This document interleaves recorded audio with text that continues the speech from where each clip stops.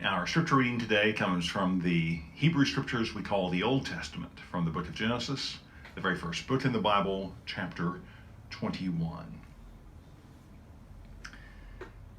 The child grew and was weaned, and Abraham made a great feast on the day that Isaac was weaned. But Sarah saw the son of Hagar, the Egyptian, whom she had borne to Abraham, playing with her son Isaac. So she said to Abraham, "Cast out this slave woman with her son, for the son of this slave woman shall not inherit along with my son Isaac." The matter was very distressing to Abraham on account of his son. But God said to Abraham, "Do not be distressed because of the boy and because of your slave woman. Whatever Sarah says to you, do as she tells you. For it is through Isaac that offspring shall be named for you. As for the son of the slave woman, I will make a nation of him also, because he is your offspring."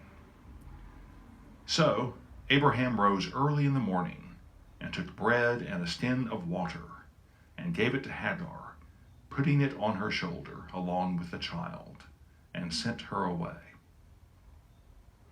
And she departed, and wandered about in the wilderness of Beersheba. When the water in the skin was gone, she cast the child under one of the bushes.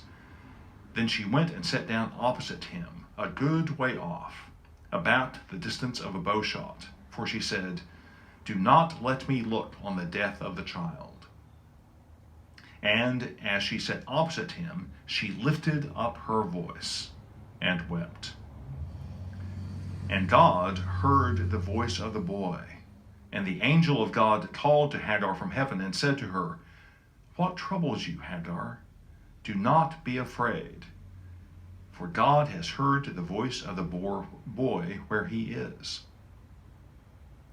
Come, lift up the boy, and hold him fast with your hand, and I will make a great nation of him." Then God opened her eyes, and she saw a well of water. She went and filled the skin with water, and gave the boy a drink. God was with the boy, and he grew up. He lived in the wilderness and became an expert with the bow. He lived in the wilderness of Paran. The word of the Lord. Thanks be to God.